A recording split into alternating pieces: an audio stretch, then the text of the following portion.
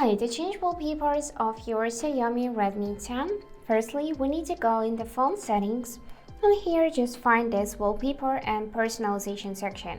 And now you can customize your wallpaper as you want. Here you can see some categories as system wallpapers, new editor's pick, and you can also just swipe left to check all of the available options.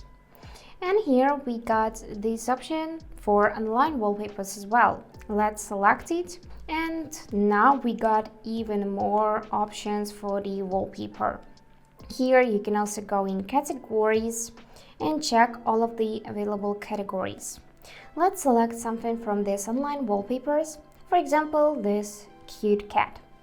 Now to set it as our new wallpaper, we just need to tap the button to apply and select one of the three options, set as lock screen, as home screen, and set both. Let's select home screen, and now it is applied, so let's check it. And this is how the new wallpaper will look.